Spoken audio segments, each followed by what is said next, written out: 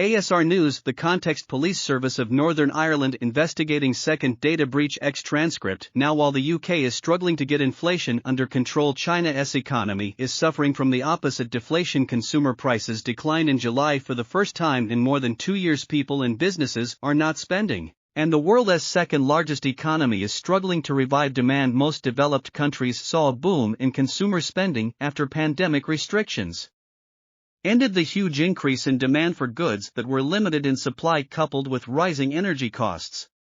After Russia's invasion of Ukraine actually inflated prices, but that has not happened in China. There is increasing pressure now on Beijing to take a more active role in stimulating the economy. And let us talk about all of this now. We can speak to George Magnus, an associate at Oxford University's China Center and a senior economic advisor to UBS Investment Bank. Thank you very much for joining us today. First of all, can you explain what deflation actually is?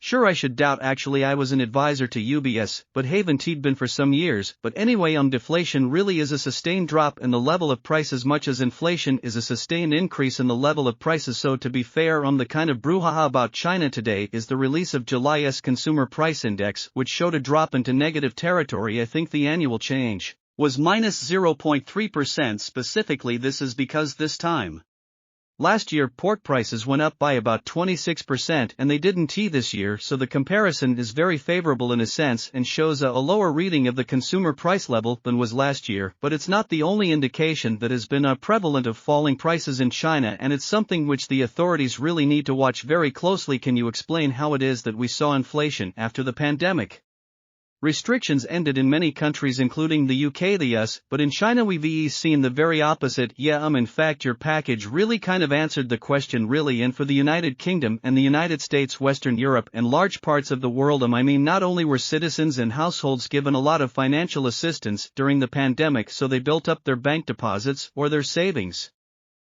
during a time when they really weren't able to spend them that much because they couldn't go to the shops, couldn't go on holiday, and so on and so forth. So when we were all able to congregate again and mix freely and travel by train and bus and airplane and what have you, it did unleash this kind of revenge consumption really, which was to make up for lost ground. And of course, during the pandemic, lots of factories, lots of them, shipping lines and transportation, cargo shipments, and so on and so forth, lots of things were shut down or they weren't used, or people were furloughed, were laid off or whatever. So there was this huge kind of demand and supply mismatch coming out of the pandemic, which pushed prices. And then of course the Ukraine war had energy prices on top. Now China hasn't really had any of that. What the problem that China has is that demand in the economy is chronically weak, and that's why prices are so weak as well. So what does Beijing have at its disposal to remedy this problem? Well, that's the 64 trillion yuan question really, because everybody expects the government is going to do something in their not too distant future, because it keeps telling us it will. They keep talking about the fact that they want to strengthen domestic demand